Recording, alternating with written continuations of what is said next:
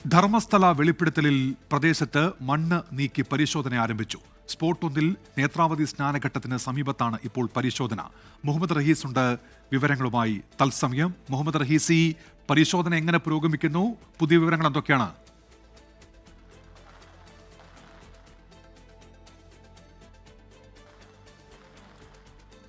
ഉന്മേഷ്, ഈ പരിശോധന തുടങ്ങിയിട്ട് ഏതാണ്ട് 1 മണിക്കൂർ കഴിയുന്നു. ഇപ്പോഴും ആദ്യ സ്പോട്ടിൽ തന്നെയാണ് പരിശോധന നടക്കുന്നത്. അതായത് നേത്രാവതി സ്നാനഘട്ടത്തിന് സമീപമുള്ള സ്പോട്ട് 1. ഇവിടെ കുറച്ചു നേരമായി അതിശക്തമായിട്ടുള്ള മഴയുണ്ട്. മഴ ഈ ഒരു ഇതിനെ, അതായത് മണ്ണ് മാന്തിയുള്ള പരിശോധനത്തിനെ അത് ബാധിക്കുന്നുണ്ട്, സാരമായി തന്നെ ബാധിക്കുന്നുണ്ട്. നല്ല കാറ്റുമുണ്ട്. അപ്പോൾ അത്തരത്തിൽ ആദ്യ സ്പോട്ടിൽ തന്നെയാണ് ഇപ്പോൾ പരിശോധന നടക്കുന്നത്. തൊട്ടപ്പുറത്തായി മറ്റൊരു സ്പോട്ടുമുണ്ട്. അവിടെയും മാർക്ക് ചെയ്ത ആ സ്ഥലത്തേക്കും 2-3 തൊഴിലാളികൾ കുഴിയെടുക്കാൻ വേണ്ടിയിട്ട്, മണ്ണ് മാന്തി നോക്കാൻ വേണ്ടി അങ്ങോട്ടും പോയിട്ടുണ്ട്. അപ്പോൾ ആദ്യഘട്ടത്തിൽ ഈ സ്നാനഘട്ടത്തിനോട് ചേർന്നുള്ള പ്രദേശം ഒന്നാകെയാണ് പരിശോധിക്കുന്നത് എന്ന് പറയാം. സ്പോട്ട് 1 എന്നതിനപ്പുറം ആ ഒരു ഏരിയ മുഴുവനായി പരിശോധിക്കുന്നുണ്ട്. കാരണം ഇതൊന്നും വലിയ ദൂരത്ത് ആയിട്ടല്ല, തൊട്ടടുത്തടുത്തുള്ള സ്ഥലങ്ങളിലായിട്ടാണ് ഈ മണ്ണ് മാന്തിയുള്ള പരിശോധന നടക്കുന്നത്.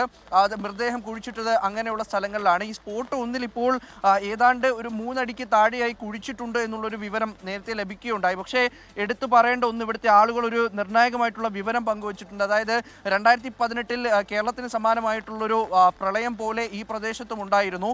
അപ്പോൾ അവിടെ വെച്ച് ഈ സ്നാനഘട്ടത്തിൻ്റെ ടൈലുകൾ ഉൾപ്പെടെ, താഴെയുള്ള ഇന്റർലോക്കുകൾ ഉൾപ്പെടെ ഇളകിപ്പോകുന്ന തരത്തിൽ വെള്ളം കയറിയിരുന്നു. അവിടെ പ്രദേശത്ത് വ്യാപകമായിട്ടുള്ള നാശനഷ്ടം ഉണ്ടായിരുന്നു. അപ്പോൾ അത് ഈ സ്പോട്ട് 1 ഇപ്പോൾ ആ പരിശോധിക്കുന്നതിൻ്റെ അടുത്താണ്. അപ്പോൾ ഇവിടെ നിന്ന് എന്തെങ്കിലും കിട്ടുമോ എന്നുള്ളൊരു ആശങ്ക ഇവിടെയുള്ള ആളുകൾ പങ്കുവെക്കുന്നുണ്ട്.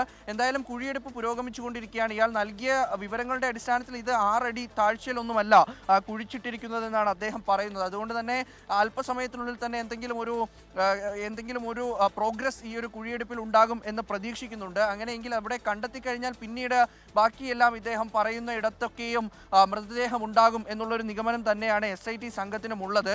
അതാണ് ഉന്നത റവന്യൂ ഉദ്യോഗസ്ഥയെ അടക്കം ഈ സ്ഥലത്തേക്ക് എത്തിച്ചുകൊണ്ട് പരിശോധന നടത്തുന്നത്.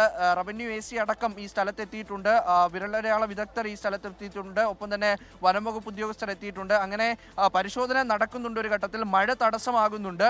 ഒപ്പം തന്നെ അന്ന് ഉണ്ടായിരുന്ന ഒരു ജോഗ്രഫി അല്ല ഇപ്പോൾ ഇവിടെ ഉള്ളത്. വലിയ മാറ്റം ഈ സ്ഥലത്തിന് സംഭവിച്ചിട്ടുണ്ട്. അതും ഒരു ചെറിയ തരത്തിലെങ്കിലും ഈ പ്രതിസന്ധി ഉണ്ടാക്കുന്നുണ്ട്. പക്ഷേ പരിശോധനയുമായി മുന്നോട്ട് പോവുകയാണ്.